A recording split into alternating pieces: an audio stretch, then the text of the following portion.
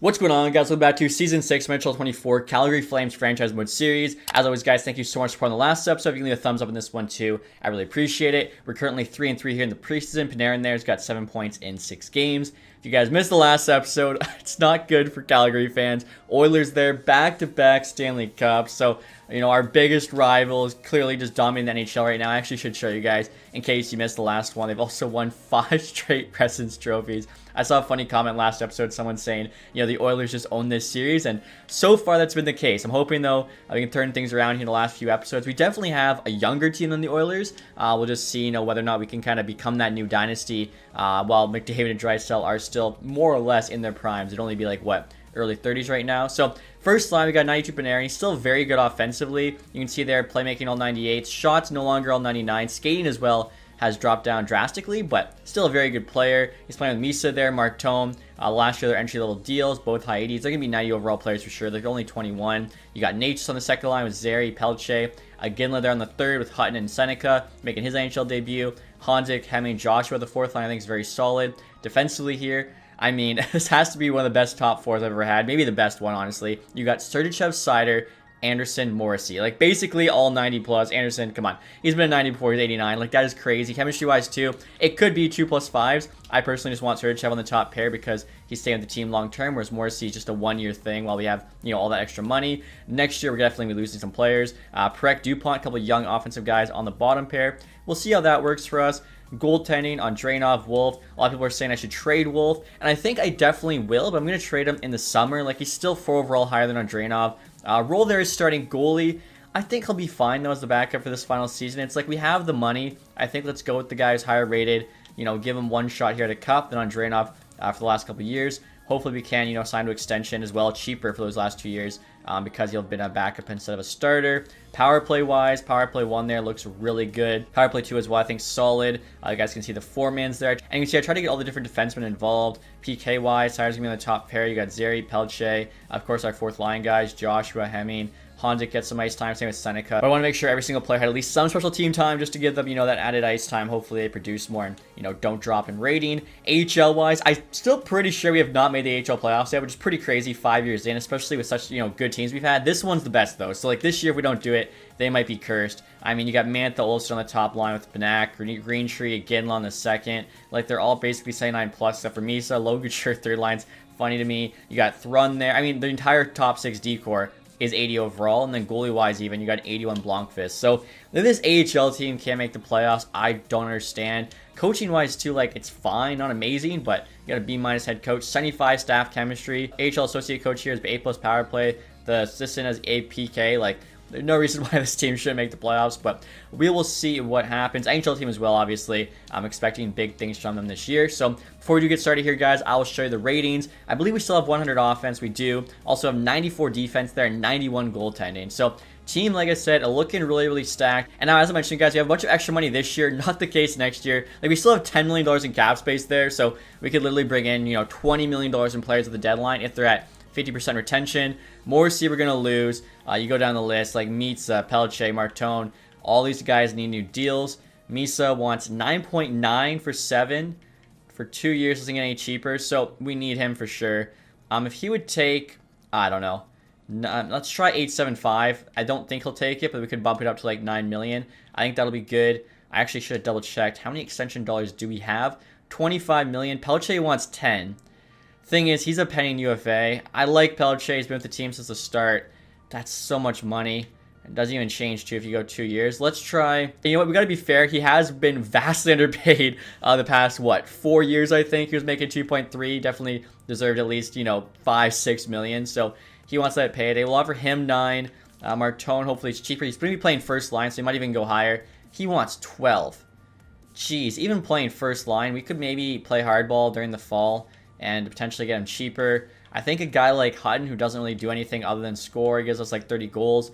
Yeah, 10 million bucks. He's probably gone this summer, unless also we can get him really cheap. A Ginla shouldn't cost too much. Yeah, 3.8 for 2. We actually want him for 2, so that's perfect.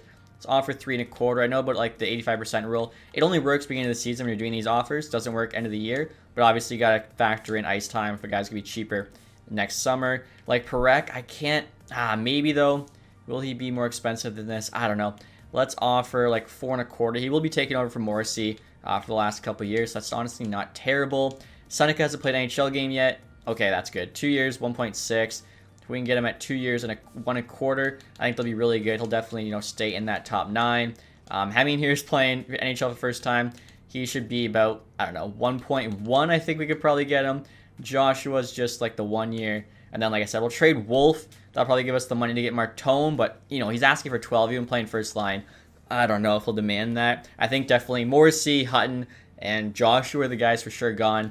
Hopefully the rest of the team we can keep. Panarin even, obviously there's a chance we could trade him away if he keeps dropping in rating. Right now he's still like our best player. And there we go. Misa said yes, $9 million. I think it's very fair. When you're back from Pelice, we offered him the same money. He said yes. Seneca wants a little bit more. Okay. Hemming as well. Those guys were cheaper, so it's only going to cost us, a little bit. Perek said yes to the 4.25. Ginlas said yes. Like I said, Morrissey's gone. We're going to wait on Martone. Hutton's most likely gone. Seneca and Hemming. We still have, $3.7 million. Yeah, that's why we have to trade Wolf and maybe even somebody else. So Seneca, we offered what? 1.25. Let's try 1.35. Hemming, we offered 1.1. Let's try 1.2. We definitely, need to save whatever money we can here. Wow, look at this guy. Seneca said, based on the laughable offer you submitted, I'm not interested in a contract extension anymore. We offered him 1.35, and he was asking for 1.5, so like 200K less. He's saying that's laughable. Hemming said yes. I think it was like the same difference. Misa took a huge discount. Maybe Seneca's mad at us for, having the AHL for so long. That's actually so funny. And now he's asking for more money. Wow. Maybe if we wait till midway through the year, we can get him cheaper. And we just got off here, guys, from the Tampa Bay Lightning. Nick Paul for a second, a fourth, and Luke Misa. Nick Paul would have to be super good right now to justify this one. Yeah, he's an 83. I mean, maybe a slight upgrade on Hanzik on the fourth line. Decent defense and physical, but not worth the cost. So now, guys, at the end of December, we have a record here, 19, 14, and 2. We are currently 4th place there in the Pacific. We have a wild card spot. We're only 3 points back to the Canucks. Of course, Oilers in first. AHL team, okay, they're positive, but they're not in a playoff spot. They're close. Actually, they're tied with the Condors for a playoff spot. So, like I said, this has to be the year. I'm not really sure what else we could do for that AHL team to get in. Maybe they just have a stacked division. I don't know. Mantha, over point per game. That's awesome. NHL-wise, it's Panarin, over point per game. 25 goals as well. Maybe you could even win the Maurice Richard this year. That'd be pretty sweet. And now it's kind of funny, guys. The Jets just offered us 2 current Oilers, Evander Kane and Jeff Skinner, for a 4th and Fisher. They're not asking for much. I just don't need them, especially Kane's $7.5 million deal. We're currently playing, I think, even better. We got 30 wins already. Sharks want to give us a top 9 prospect with a 3rd and 4th for a top 6 and a 6th. I mean, Keith there has a better chance of maybe making the team, or at least the AHL team, than those picks do at the time we have left. So, like I was saying, guys, we're playing a lot better here. I was about to say we're currently on a win streak, and as I mutter the words, Sharks beat us 3-1. But no, we're looking good. 3rd place in the division. Oilers Canucks are actually both looking very, very good, and it's a good chance we'll play one of them, probably the Canucks. Basically the same offer. I love when the computer does that, but I can't reply with my little, BlackBerry with their snarky response saying you already offered me that. Fedotov there for Keith. Okay, let me just take a look here at Fedotov. I remember right, he's actually pretty good two-way forward in this. High top 6 potential. And, okay, he's only got 3-star defense. I take that back. Physical, though, is not bad. He's 81 overall, though, so he actually is not even like an overall boost. And they want a top 6 prospect back. Yeah, I'm just going to wait on that. So, at the deadline here, guys, 39, 21, and 3. We are tied there with the Canucks. 8 points back, though, of the Oilers. Avalanche, 88 points. So, the West in general is just way better than the East. Like, their 2 top teams, Red Wings, Flyers, both 77. AHL team. Okay, finally. Having some success, 27, 18, and 7. It only took 5 years. I guess technically 6. Like, we're on the 6th season now. Nikolov there, again, leading scorer, 54, 52. NHL, it's Porter Martone, 65 and 63. Oh my good. Is it too late to sign this guy? I was thinking, we could just wait on him. And you know what, guys? I actually don't even think I can sign him because we don't have the extension dollars. Yeah, we got 3.3. He wants 15 million. It was 12. We could still get him for 12 in the 2-year, which is actually nice. I think it was 12 in the 2-year before anyways. So for how much time we have left, it's not going to change. Seneca as well was all mad at us. Now he wants 5.5. I guess we should have offered him just exactly what he was asking for at the beginning. I didn't know he was going to be, so uptight about the money, but now we know. So still, Martone playing that well, that's awesome for us. Like I said, we can make cap space in the summer. We can trade away Wolf, maybe even trade away Panarin if we have to. We'll see what happens. But right now, guys, we're getting to the deadline, and we have a ton of money to spend. We have a sick team. This is our window. Like, this year is our best chance to win the Stanley Cup, go all the way. So That's what we're going to try and do. Zetterlund's a top player available, but obviously we can get guys not even on the block. You got Verhaeghe there, Slavin, 5 years left, 6.3. It's a good deal that Hurricanes got him to. Sam Bennett there, 2 years left. If it was a 1 year, I was honestly considering bringing him in as like a super fourth liner, but just a little bit too pricey. Aaron Ekblad, 3 years at 5'6" for an 87 overall D-man. Like, that's not bad. Ehlers there, Chinikov, Chikrin, Scheifele, Korschak. Okay, so like I said, you look at our team, defensively, we're stacked. Like, the top 4, you really can't get better. And then the bottom pair, as long as they don't have really bad plus-minus right now, I'm fine rocking them. Still has the bottom pair. Hedberg is lead defenseman as well. We have as a trade piece. Perek is a +6. Yeah, so I guess him and DuPont, let's see. DuPont +3. I think they're doing fine. They have the awesome guys in front of them. In terms of the forward group, like I was saying, we can maybe, increase the defense a little bit, but Hemmings +8. He's got 23 points as a fourth liner. Not bad. Dakota Joshua, 19 points +10. Hanzik, 22 points +18. I actually like the fourth line, so I don't even know. We have money. We're going to, I think the only player we can really bring in is a true star, and it would have to cost future first-round pick and a prospect. I don't really want to trade away any of our core pieces right now.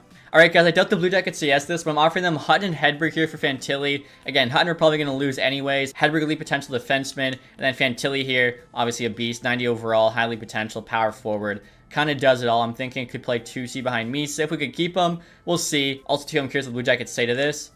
Trades rejected. Value on the table is too far off. I think we could also throw in, a first, just to see if they even, change their tune. Trades rejected. Value on the table is too far off. Probably can't happen. I do see Gaudreau's on the block. I don't know. Maybe we could bring him back just for fun, but wow, how low is Johnny Gaudreau? 84 overall. Yeah, and he's still on that deal, making almost $10 million. 1 year left. I mean, could be fun to have Gaudreau. 10 goals, 16 assists. He's playing fourth line for them. Oh man, honestly, it's not worth it. The price is getting paid. We'd have to do a lot there, and he's not even really helping us. All right, guys, so next year we're trying to use that cap space, making an offer here for Seth Jarvis, making almost $12 million. He's only got 1 year left, 90 overall. Kind of having a down year, 13 goals, 21 assists. But I noticed the whole Hurricanes roster was looking like that. Svechnikov, Aho, both not really producing. Trying to also get a second-round pick, as we're giving up Hutton here, who's a young player, pending RFA opposed to a pending UFA, so they can probably get him a little bit cheaper. Plus, they have control of him. Like I said, though, we need to go for it now, so it's definitely, a bit of a risky trade, but one that makes us better, I think. Hurricanes are probably not going to make the playoffs, so maybe they're willing to do this. Trades rejected. I mean, if we really just want to go for it, Hutton here, 86. He's got 27 goals, 10 assists. Jarvis, kind of the opposite way, but he's a sniper. I think if he plays with some better players, on our team, could do better. Hutton, we'd basically be trading away anyways. We don't really need picks at this stage. We're trying to win Stanley Cup. Let's do it. Trades rejected still. I thought that was actually pretty fair. Now, they're interested in these two goalies, Bowie, Mankari. We'll give up Mankari there, and then we'll see if maybe you can throw a skater on. Keith, he was the guy we were getting some offers on. Will this push the trade through, give us Seth Jarvis? And it does. Okay, so all of a sudden, our forward group's going to be pretty nasty. Mackenzie Weegar could bring back. 3 years left at 6.25. 90 overall still. Unfortunately, though, like I said, we have nowhere for him to play in the lineup. Also, guys, I wanted to look at how Dustin Wolf's been playing. As you can see, I think we made the right decision to hold on to him for at least 1 more year. 912 save percentage. Andreanov here as the backup. Below 900. Most likely, they'll have to be the starter next year just due to the salary cap space we can save with Dustin Wolf there, 8.25. Blomqvist looking really good in the AHL, so should be a capable backup. And now next year, guys, are trying to make one more offer. I doubt the Ducks go for it, but Demidov here, 90 overall, 1 year left at 3.9. We have to retain 50% on him, even though the cap space is showing we have 7 million, so must be a glitch. Offering up Seneca. He's been pretty good for us. I'm a little bit annoyed how, 100K made him just cease contact and ask for more money. Hedberg here as well. I think if we can bring in another 90 overall forward, our team would be ridiculous. Ducks reject it. Value just isn't there. Again, this is our best year to win. We're going to be losing a bunch of players next year. I would give up a first-round pick, Seneca and Hedberg there for Demidov, especially if, never know. Maybe Demidov we could actually bring back. He'll be an RFA still. Trades rejected. Okay, so probably just going to have to, stick with this Jarvis trade. I think, a 40-win team at the deadline, adding a 90 overall player. Hopefully that's enough to push us over the edge. And the trade deadline's not complete, guys. Let's take a look and see what other moves got made. JT Comfort there to the Senators for Brandon Carlo. Interesting, okay. Chibrikov to the Capitals, who they traded JT Comfort for, and then the Jets flipped him for Brandon Carlo, literally within minutes. So basically a three-way trade. Our trade for Jarvis. Jackson Lacombe there to the Maple Leafs. Carlo the Senator, so they also flipped him. Olmark to the Florida Panthers. All right, I'm guessing Bobrovsky's gone now. Korshak to the Blue Jackets. Chinikov there to the Golden Knights. Seth Jones in Minnesota Wild. That's a pretty big time trade. You got UC Saros going to the Penguins for Jacob Chicker and another big trade. Scheifele to the Rangers. Spencer Knight there to the Canucks with Matthew Joseph. Nick Paul to the Rangers, so he gets moved. Fedotov to the Avs. Joel Hofer there to the Hurricanes. Zaka to the Red Wings. And Andrew Peeke to the Lightning. Wow, okay, so pretty pissy trade deadline. No, like, superstars getting moved, but very, very active. So after the trade deadline, guys, here's an update look at the team. You can see Panarin's actually dropped to a 90, so I don't know, maybe he will be the guy we trade away this summer. The first line, that was still intact. Martone, of course, having a career season. We got Natchez, Zeri, Pelche on the second, with Jarvis on the third. I figure because he is just a rental, I'd rather give the ice time to guys who are going to stay with the team. I noticed, though, Natchez in particular not having a great season. He's only got 39 points. After, 75, 88. So hopefully it doesn't drop too much. Maybe you can turn it around. Gillen's now playing third line center. Fourth line's the same. No change to defense. Power play wise, I'm actually giving Jarvis a chance though on the top power play unit. He is 90 overall. Why not try and get the top power play, at least all our best players? Power play 2 as well now gets a +5 because of the change. So, hopefully that is good for us. Four-mans look good. I think Jarvis there's on the second. PK-wise, I think it's the same. Jarvis is not really a PKer. And then in terms of the AHL team, I think they're still the exact same. So like I said, really hoping they can finally make the playoffs for the first time.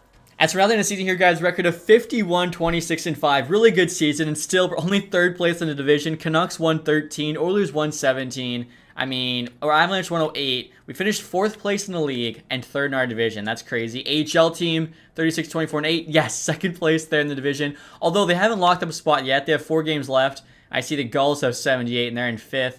Luckily, they've had a couple more games played. So, pending disaster, AHL team should finally get in. Nikolaev there, over a point per game still. NHL-wise, Porter Martone puts up a point per game. Dude wants to get paid. I got to respect that. So, let's see how everybody else did behind him. Panarin, 79. Same with Misa. Again, not bad for the first line. They're all plus 30 or better. Zeri, 69. Nice. That's a big season for him. Maybe even bump up to an 89. Pelche, 57 is not bad. Sergachev, 55. Natchez there, 50 right on. You got Ginla also 50 right on, playing third line. So 13 minutes compared to Natchez is 17. Maybe Natchez is the guy we move. We definitely have some guys that, I don't think are performing as good as the younger players.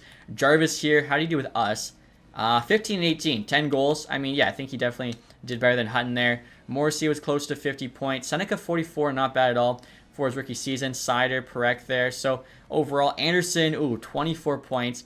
That might drop him a bit. Definitely hoped he would have put up a bit more than that. Goaltending here, Wolf at a 9-1, 274 against. Andranov at 904. AHL, Blomqvist there, 9-1-2 with 4 shutouts. Like I said, I'll probably be our backup next year. Behind Nikolaev there, you had Greentree, Mantha, Banak, Olofsson, Lonkitra at 40. Still had 51 points.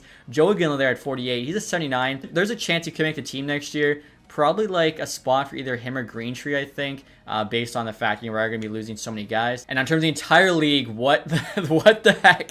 Cale Makar, 134 points. That is his 3rd straight Ross trophy, I believe. I'll have to double check. I'm pretty sure, though.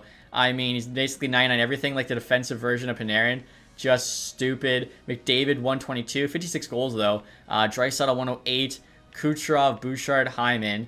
Okay, so for the top 6 are Oilers. And then you have an Avalanche and a Lightning. Matthews, Pettersson, Braden Point. In terms of goals, Pasternak, 61. Followed by Matthews, McDavid. Panarin actually didn't even end up being on the top of the page, even though he was on pace, I think, for over 50.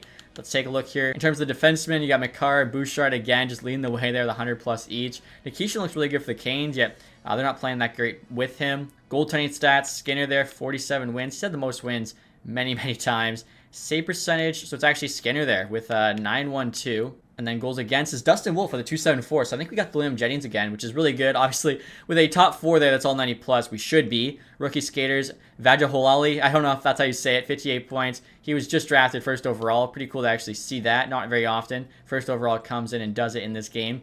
Boydchuk there. I'm looking for Seneca. He's actually not even showing here on the rookie skater list, so I guess they messed that up. Yeah, guys, 44 points. He would have been 4th in rookie scoring, which isn't too bad. Also, I see he's an 85 now. Now, in terms of regular season standings, guys, we kind of already knew this, but the Oilers there with their 6th straight President's Trophy. I've never seen them sim this well. Also, I've never seen Makar sim this well, so a couple, first here in NHL 24 franchise for me. Of course, we're one of the 4 teams that have the 100+ points, and we still have to play the Vancouver Canucks in the first round, who got 2nd in the division. That just shows you what is wrong with the current system.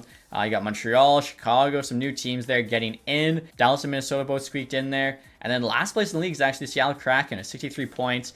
Goals for, the Avs are first. We're fourth there, so not bad. And then goals against, yeah, we had the best, 231. So back-to-back William Jennings there for Dustin Wolf. And unfortunately for him, going to get traded away this summer just due to the cap reasons there. I'd like to stay loyal to him, but I just don't think it's going to be possible. So we got the Canucks here, guys, in the first round, as I mentioned. Curious to see what that team's looking like. I don't think we've played them yet in this series. So they got JT Miller, Pedersen, Besser on that first line. DeBrus still there playing with Laine and Höglander. They've actually got Laine playing center. That is so funny. I feel like him playing center for Blue Jackets this year was totally just, throwing something on the wall, seeing if it sticks. And Canucks are actually trying him there as well. He definitely makes more sense as a scoring winger to me. Joseph, they just got Bluger, Sundqvist, Perron, Ratu, Steele. Defensively, they got Hughes, Hronek still there. Morrow, Haig, Alexiev, Willander. Goaltending wise, Shilov's the starter. And actually got Knight there, kind of being a tandem, honestly. 284s, of course. They just picked up Knight at the deadline with Joseph. So hopefully it's a good first round series. Hopefully we can actually, beat the Canucks here and move on to round 2. And the first 2 games, of course, guys, are in Vancouver. And we get a 7-1 loss and a 5-2 win. All right, so we answer that first loss back with a big win. Head home now to Calgary. Game 3 is a 5-4 OT win. It was close. Game 4 is a 7-5 win. Let's go. We have a 3-1 series lead now. Head back to Vancouver, 5-4 OT win. Okay, so a couple close wins there in OT, but luckily we do get the better of the Canucks. We're moving on to round 2, and we're going to face, you guys already know who we're facing. For the 4th straight time, we face the Edmonton Oilers, and for the 3rd straight time, it's in round 2. I saw somebody comment in the last episode, in our previous 3 meetings with the Oilers, we are currently 1-12. They've swept us twice, and we made it to Game 5 once. So 1-12 record heading into this thing in the last 3 years against the Oilers in the playoffs. Hopefully this year it's finally different. Misa there looking good, 7 points in 5 games. And now take a look at the Oilers lineup here, guys. You can see they still have Draisaitl and McDavid, Hyman on the first line. Hyman, though, has dropped to an 85. Still has the beauty backhand zone ability. Arvidsson's still there. Savoy's a 92. What a stud he became. I was actually looking. I think Ryan McLeod's like an 86. So, I mean, Oilers clearly win, but at least McLeod got a little bit better there for Buffalo. They also got Nuge still on the team, Holloway, Michael Hayes they drafted, Wallstrom's there, Holmstrom, Dickinson, Denisenko. Then after Bouchard, wow, the defense is lacking, that is for sure. Skinner's been there the whole time, 85 overall. I mean, if we could shut down that first line, we could do this. The thing is, can you shut down McDavid and Draisaitl? Let's find out. Our top 4 Ds, the best it's ever been, all 90 overalls. Please, please, please find a way. First game in Edmonton. 4-1 win. Let's go. Starting off good. 6-3 loss. I'll take 1-1 through 2. Head home now to Calgary. Fans are gonna be happy. 5-3 loss. 3-0 win. All right. Most wins we've had yet. 2-2 here. We get a big shutout win. A 4-1 win. Like when Wolf's on his game, we're playing well. Head back to Edmonton. Game 5. All right. 4-3 loss. So have to win these next 2. I saw some people asking, let's try simming this thing period by period. Because, I mean, obviously, game by game, maybe that's not working for us. And we're down 1 early. Dursey there on Wolf. 3-2. Okay, so Jarvis ties it. McDavid, Hyman, Anderson. Can we force OT? Can we maybe even just come back, win this thing regulation? The opposite. They get 2 more goals. Oh my goodness, guys. I'm just lost for words. This Edmonton Oilers team, we cannot seem to beat. Absolutely ridiculous. AHL team, saving grace. They beat Bakersfield, the Oilers AHL team. So at least we have that. And we beat the Colorado Eagles there in 5. So, I don't know, something to be happy about. But still, that is 4 straight losses to the Edmonton Oilers. We are now 3-16 against them in the past 4 years. The Battle of Alberta, not much of a battle. It's they own Alberta. We got to find a way there to take it back. I think, you look at, I don't know, big rivalry for me, Michigan, Ohio State. Ohio State was destroying Michigan for a while. And then all of a sudden, Michigan won 3 straight, won the championship. That's all people are going to remember. So maybe we can do the same here in the NHL playoffs. Now, AHL team, first time making the playoffs, the Sim, they're already in the final. Very, very cool. Let's sim the first 2 games here against the Rocket. We're up 2-1. All right. Sim the next game, 5-0 loss. All right, so all of a sudden, 2-2. And another loss. Are you kidding me? We were literally up 2-0. We've lost 3 straight. Can we force game 7?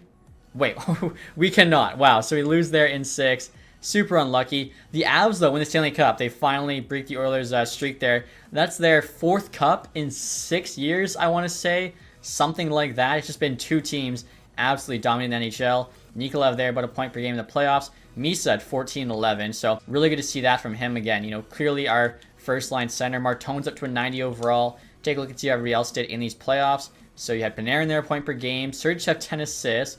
Martona 9, Pelche as well, Morrissey. Nate's just there, 8's not bad. Now, Dustin Wolf in the playoffs had an 8.88. You'd like to see better than that, that's for sure. You know, you are trading him anyways, so it's kind of like whatever. Playoff tree here, the Avs, let's take a look. Beat the Golden Knights in 5, Blackhawks in 5, swept the Oilers, and then beat the Devils there in 6. I want to say Avs Devils, wasn't that the, like, 2000 Stanley Cup final, something like that? I'm having a hard time remembering. I mean, it was, what, like about 25 years ago. Looking at the awards next year, guys. So, yeah, that is the Avs' 4th cup. They won the 2022 one, right? So, 4th cup in 7 years. I mean, 3rd in 5 years. I would call that a dynasty. The Oilers, though, the best regular season team of all time, I think. 6 straight President's trophies. Clarence Campbell, of course, same as the Stanley Cup, all Western teams. Ottawa at least didn't lose in the final this year. Individual awards, McCarr's 3rd straight Art Ross trophy. Just stupid. They gave the Hart, though, to McDavid. That is interesting. Defenseman with more points, and McDavid gets it. 3rd straight Norris, 4th in 5 years. He also gets his 3rd straight Lady Byng. Boychuk got the Calder. McKinnon, Conn Smythe. Wow, they actually gave the Vezina there to Dustin Wolf. So his last season with us, I was right to keep him, even though he didn't show up for us in the playoffs. He won the Vezina back-to-back with William Jennings. Maybe that'll increase his value when we go to trade him away. Maverick Lemru there, Bill Masterton. Byron, Jack Adams, Veneer, Selke, actually back-to-back too. McDavid, Ted Lindsay, and then Pasternak, Maurice Richard. I don't know how McCarr doesn't get, you know, the Hart Trophy, the Ted Lindsay there. Now looking at the AHL awards, guys, obviously the Rocket there when they called their cup. I don't think we won our division. I'm just double-checking there. We didn't, but we did win the Western Conference playoffs, of course. Individual awards, O'Hara there, most points, is actually on Bakersfield. Also got MVP. Buckley, most goals. I mean, most of these guys I don't really recognize. Aiden Hill now in the AHL, best goalie. MVP there was Klingsell. Ethan Edwards on the Devils there, community involvement. Okay. And then Aiden Hill, their lowest goals against. So, like I said, kind of sucks. You know, Wolf finally, you know, wins the Vezina. He's going to be gone. But maybe he's like the curse, and that's why we can't get by Edmonton. I don't know. We definitely have to switch up something here. And now, before we get to the draft and stuff, guys, I want to take a look here at Martone as well as some other guys, see what they're asking for. I see Sider still at 91. Sergachev, though, dropped to an 89. Anderson, 88. So only 1 overall. Same with Pelche there. TJ Ginla now at 87, so what a contract. Seneca 86, wants $6 million. So yeah, we have to play hardball with him for sure. Martone here wants 9.6. Wait, what the heck? His ask price, he actually had an awesome season, large team in scoring, now a 90 overall, and he went from 12 million to start the year to like 15 in the middle of the year, and now he's at 9. So I mean, if we can just clear like Wolf at the trade deadline, should be able to get him signed during the re-sign phase, unless for some reason he jumps up in the next 2 weeks, which you never know. Like, player asks are honestly all over the place, but that is good to see him actually taking a bit of a discount there. Should be huge for us. So, like I was saying, guys, we'll get to the retired player screen here. The draft lottery. San Jose picking 1st overall again. You actually got Buffalo number 2. I said how Ryan McLeod got to an 86 for them. Unfortunately, was not going to be enough for them to actually be a good team. They are back in the lottery. Looking at retired players next here, guys. Evgeny Malkin plays his entire career at the Penguins. Pretty cool. I remember there being a bunch of trade rumors for Malkin. What was it, like 6 or so years ago? There was talk about him going to like Dallas, stuff like that. Stammer actually finished his career with Nashville after going there. Matt Duchene, Jamie Benn. Couture retires, which makes sense. Had a really good career though, like 1,337 games played, 1,036 points. Was that all with the Sharks? Oh, actually, wow, he went to the rival Vegas Golden Knights his last year in the NHL. Interesting. Eric Carlson there, Perron, Doughty, Stone. So, I mean, pretty good retirement class here. I don't think we should have anybody that could even have a chance of retiring. Goaltenders there, Bobrovsky. I thought he might have retired already, but it was just because he was way lower and rated, 40 years old now. And starting the draft here, guys, curious to see who's available. Somebody was asking about the, the prospect quality, draft quality is still low, but I have increased it to medium. I think later years, though, they just, aren't as good. Like top 5 there, just standard medium elites. Gems, we got a medium starter, like early 2nd round. That's actually not that good. The 2nd round pick actually probably has more value than the player you're picking, even though you're getting a, decent player. Halvardson, there's a low chance could be medium elite. He's probably a medium starter. Sorting by potential, no guarantee medium elites, even though our scouts are like really highly rated. So that just tells me not a lot available unless our scouts are just not doing their job. We do have a low elite Italian defenseman. Gonna go 7th round. That's always cool when you see a guy from like a random country like that. Medium top 6 in the 4th round is also not bad. And a low top 6 who we could literally draft with the last pick. 2 of them actually could get the last pick. That's pretty cool. Actually, you know what? I think 243 might also be last pick. So we got 3. And a medium top 4 defenseman there. It's going to go like 4th or 5th. Okay, so we have some steals, just no elites. All right, guys, so I'm not sure if the Blue Jackets will go for this, but I want to get Irwin here. 83 overall, elite potential. A really solid 2-way winger. I feel like could help us on the PK. Could play somewhere in our bottom 6, which is where we have, like, spots. I'm going to offer up Dustin Wolf, who I saw they are interested in. If we have to add a little bit, I think it's definitely worth it to get this player. So, value's pretty cool. They want Wolf. Trades rejected. I mean, honestly, I don't even think I'm using our second round pick. So I would do the second here with Wolf to get this guy. And they still say no. I'd probably add one more thing after that, though. I don't know if it'd be worth it. Benak, I mean, we really don't need him. I feel like we have a lot of other guys that can come up. So this is the final offer. Wolf a second, Benak for Irwin. And the trade's accepted. Okay, so all of a sudden, we've got like an elite third liner. At least I'm hoping he will be. And now next, you guys, I'm trading the signing rights to Josh Morrissey, the Penguins, for a 4th and a 5th. And they say yes. I think that's pretty good. Again, we did not have the money to keep him. So between him and Wolf, hopefully we can get everybody else signed. And so I just entered a pick here, guys. I think it's like the end of the 3rd round. I'm not... Looked like there was going to be a trade, but then there wasn't a trade. So, yeah, the top 5. You got 82 medium elite first, 75 at 3. Wow. St. Louis messed up. Let Carolina get the guy at 6. Not sure what they were thinking. So, like I said, this draft really doesn't look to be the greatest. That's, like, funny with it turned up. But there is a pretty decent player we can get here. Medium top 6 guaranteed. Noel Murley. Let's see what his rating is. And he's a 59. That's actually not too bad. Like, mid-late 3rd round. And our next pick here, guys, is number 103. We should be able to get the next guy I actually have pinned. I think he's supposed to go like 118. And I believe it's the goalie. Yeah, the Halverson guy. Could be elite, could be starter. I'm hoping it's elite. He is elite. Let's go. 50 overall. But in the 4th round, medium elite goalie, that's a steal. And our next pick here, guys, number 116. And wow, Dallas just got a huge pick. Mironov, 48 overall, medium elite defenseman. Their scouts did some good work there. I wish we could have found him, but literally wasn't even on my radar. I did have this German guy, though. Alua, hopefully I said that right. Medium top 4. I don't think that's bad for, you know, late 4th round. Would have liked the elite one, but we'll take him. And our next year, guys, I'm offering a 5th round pick, and Boltman, who's like an 80 overall defenseman, only 27. He was in the AHL for us for 2 7th rounders. They say no. I'm going to throw a 7th round pick in years and years from now. And they say yes. I think we actually need one more 7th there. There were so many guys we had pinned that are going to go late in this draft. And now next year, guys, we're trying to trade Thrun to the Devils for a 7th. He's 28 now. Cornell is no longer on the team, so we're on the 2 Harvard guys. They said yes. So we should be able to get all the rest of the guys we have. Again, I'm pretty sure like the next 4 guys I have pinned all could be the last pick in this draft. So the first one up is going to be, I guess, 236 there, Mueller. Or sorry, 210, the low elite Italian defenseman in Yen. 48 overall. Not bad at all in the 6th. Now we're in the 7th. We got 3 picks here. And again, these are the guys all could go at the end. So Abbott Schaller, hopefully I said that right. 49 overall, low top 6. We actually have back-to-back picks here in the 7th round. So next year we'll take Mueller, low top 6. A couple of Germans, 58 overall, low top 6. In the 7th round, that's actually pretty good. And then with our last pick, we're taking Manny Gorin here, low top 6. So, and he's a 56 overall, so that's actually not bad. Overall, like I said, I think that was actually a pretty good draft considering no 1st rounder and most of our picks that were made late. We got good value. All right, guys, for the re-sign phase here, 13 million in cap space. Obviously, Martone here, we're going to qualify. Hopefully, can get him locked up. 90 overall, 22. 9.7 for 6 years. We only need him for 2. Doesn't really get much cheaper, so usually if you do give them the years they want, they're more likely to, you know, sign for less. We could try 9 million right on. I think that'd be pretty fair. We'd still have about 4 million bucks. Seth Jarvis, we knew, was just a rental, so we'll let him go. After that, Seneca, really, I guess beginning of the year, we could have signed him for 4 million. He actually wants 3.2, so there's a chance we can bring him back. Joshua there is probably going to be too much for a 4th liner. Yeah, 2.3, can't really afford that.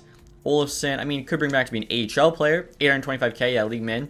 Definitely can do it. Then we got O'Rourke, Yermo, Moore. All of our AHL defensemen are 27, so probably just going to let them go, try and bring in some younger guys. And in terms of the goaltending situation, guys, on Draenov there, 85. Hopefully, you know, we'll get higher this summer. Blomqvist, I think, could be a decent AHL backup. He does want 1.2, though. We could probably get somebody higher rated, honestly, for the same money. Sergey there's 26 now. Could be the AHL starter. 1.2. We could probably get somebody like cheaper. So yeah, looks like we're gonna have a new NHL backup and AHL goalies because both those guys way too low rated there in the 50s. Seneca is asking for 3.2 for the 1 year. I'd like to get him for 2. We should have about 4 million bucks. Let's see if you do 2 years at like 4.25. That we don't have to worry about re-signing him next season. Olsen said no. I mean, he was only asking for league mid. Martone said yes. That's big, 9 million. Seneca wants to test free agency. I think after that, just all AHL players. Now it says we still have 5 million bucks, so maybe we can give Seneca a little bit more. Honestly, I could just give him what he's asking. Make sure, you know, we do get him back. Olsen as well. I actually offered him an extra 50k. He said no. I think it's because he sees himself as an NHL, not AHL player. Seneca, though, is coming back, so finally got that contract done. I guess Olofsson will just let go. So we got 1.3 million. Luckily, all we need really is a backup goalie, so we should be okay.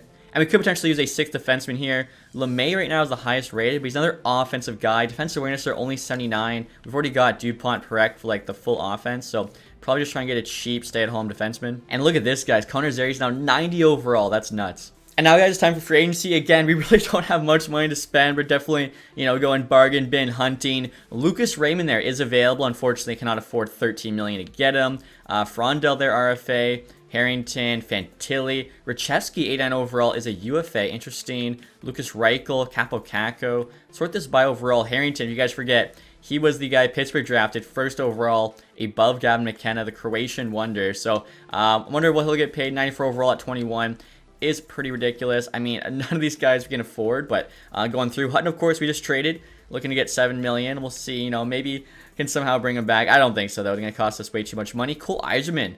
Wow, only wants 3.6. If I had, a bit more money, second round pick to spend, could definitely offer sheet him. But yeah, we're going to have to keep going down there. Dursey wants 8. What the heck? Weisbly, I know a different position, but same overall, wants 2. That is crazy difference there. Okay, Salayev 1.8. I mean, RFA, maybe we could trade for him. He's exactly what we want. Defensive defenseman, 6'7". If I could just make a trade, bring him in, maybe sign him to the end of the year, and we can get a bit more money sending guys down to the AHL, that could be our 6th guy, and that'd be a much better 6th guy than I expected to get. Look at his ask there, 1.8, same overall. Dursey, 8 million, 6 million, 6 million. That's crazy value. Now this guy here, Konyushkov, 2682, still has potential there, medium top 4, only asking for 950k. 2-way defender, pretty good all-around game. Definitely going to give him an offer because that's actually a bit of a steal. And now in terms of goaltenders, guys, I mentioned you need a backup. Look at this. Akira Schmid, 84 overall. What the heck? He's got really good stats and asking for 825k, so that's crazy. You could also get Whitehead here. It's actually 26, 1 year left to grow. Cameron Whitehead. Poise there, 78. So a little bit lower than Schmid's, but I mean, he's going to get better. I feel like for goalies, Poise is a big stat. Schmid's got 86. Even though Whitehead is younger, he's got that lower Poise stat there. So I think that's the main reason I'll go for Schmid. Also, too, I'm going to offer him an extra 50k. That's insane for an 84. We can pick up both those guys for under $1 million and literally fill both of our holes. I didn't think we'd be able to for, under $1 million bucks each. That's nuts. Also, too, guys, got to take a look at 2-way goalies here. As I mentioned, we actually need, 2 new AHL guys. George, 2380 low elite. Poise is crap, but for the AHL, who cares? Definitely could be our AHL starter. And then for the backup, could get somebody a bit younger. Volokin here, 2476 low starter. Leenders here is pretty decent, 2376 medium fringe. The fact he's 76 overall at 23 already is actually pretty good. So AHL backup, give him a league min deal. I think that's not too bad. I feel like the 2 guys we have that are 50 overall will never be, high enough rated to actually make the AHL team. And now looking at 2-way skaters, Isaac Howard is available, 2580. Definitely try and bring him in. I feel like he'd be a really solid AHL player for us. And now Olofsson's available here for league min. I don't get it. Maybe we can see if we can bring him back to the AHL team. Ty Nelson as well. We lost some defensemen.